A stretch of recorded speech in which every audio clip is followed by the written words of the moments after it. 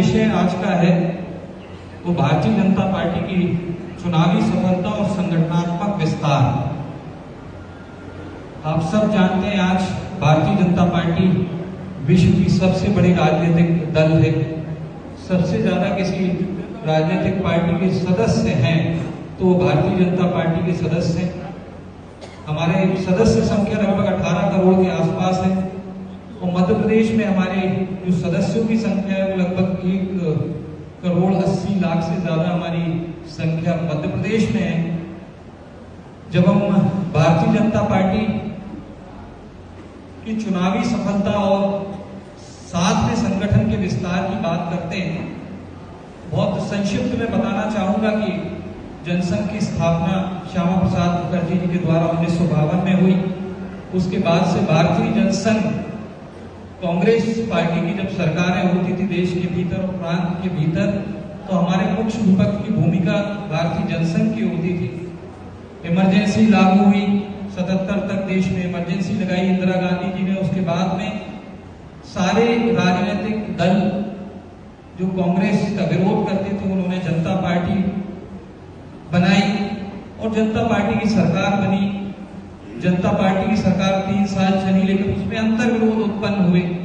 हमारे कुछ आपसी मतभेद के चलते उस जो गठबंधन था, उस गठबंधन को वहीं समाप्त करते हुए हमें भारतीय जनता पार्टी की स्थापना करनी पड़ी। 1980 में जब भारतीय जनता पार्टी की 6 अप्रैल को स्थापना हुई, पहले अध्यक्ष अटल बिहारी वाजपेयी जी को बनाया गया। उसके बाद से भारतीय जनता पार्टी ने पूरे देश में लगभग 46 वर्षों में जिस तरह से अपने आप उस सिद्धांत की राजनीति करते हुए, कार्डर बेस्ड पॉलिटिक्स करते हुए जिस तरह से भारतीय जनता पार्टी ने हमारे देश के भीतर स्थान बनाया, आगे आने वाले 30-40 वर्षों तक भारतीय जनता पार्टी की सरकार रहेगी। इस तरह से हमारी पार्टी और हमारा संगठन काम कर रहा है। हम आज की डेट में लगभग 19 से ज्यादा राज्यों में हमारी सरकार है, या तो हम स्वयं सरकार में हैं या हम गठबंधन के साथ राज्यों में सरकार हमारी है।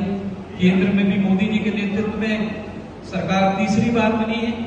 पहली बार 2014 में सरकार बनी, उस समय हमने बहुत अच्छे कार्य किए। राम जन्म भूमि में भगवान श्री राम विराजमान हुए, बाल रूप में भगवान श्री राम का पुनर्स्थापन हुआ। इसके अलावा भी ट्रिपल तलाक, सीएए, धारा 370, ये सारे कार्य जब हमने किए तो जनता का विश्वास भारतीय जनता पार्टी में बढ़ा और 2019 में हमें उससे भी ज्यादा सीटें मिली, हमें और ज्यादा सफलता प्राप्त हुई। जनता जनार्दन ने हमने पहले से भी ज्यादा विश्वास किया।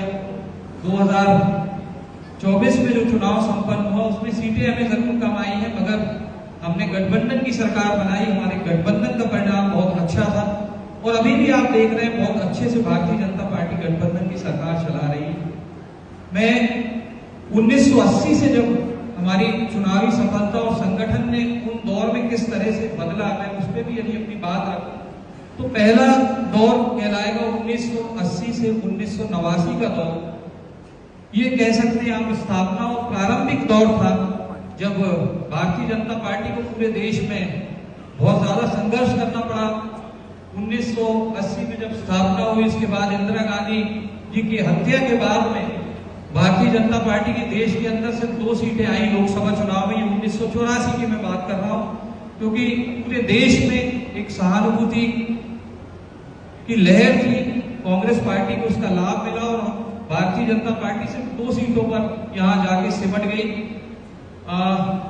लेकिन मैं ये कहना चाहूंगा उस दौर में भी हमने हमारी पंचनिष्ठाओं के आधार पर, हमारी पंचनिष्ठा में प्रमुख आधार होता था, एक तो गांधीवादी जो समाजवाद का सिद्धांत है और दूसरा सांस्कृतिक राष्ट्रवाद।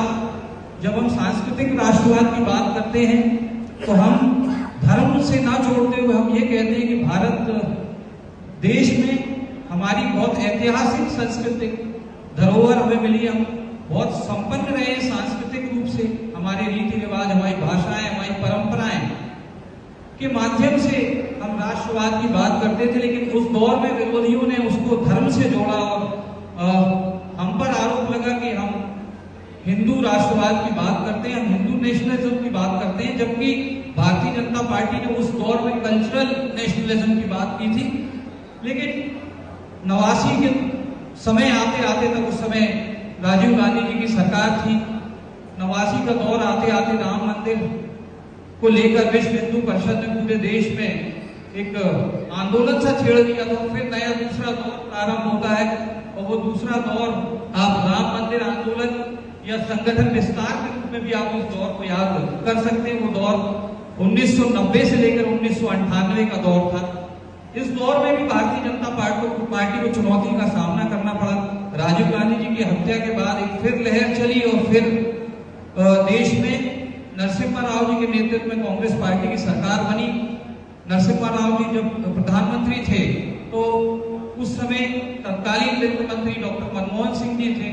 उन्होंने हमारी अर्थव्यवस्था के द्वार खोले, हमने लिबरलाइजेशन के मार्ग को अपनाया और उस समय जो हमारी अर्थव्यवस्था थी बहुत कमजोर स्थिति में थी। हमारे पास जो फॉरेन एक्सचेंज रिजर्व था वो बहुत कम था, जो सोने का भंडार था वो बहुत कम हो चुका था और लगभग भुखमरी की स्थिति थी। सिर्फ 15 दिन का हमारे पास सोना शेष रह गया था।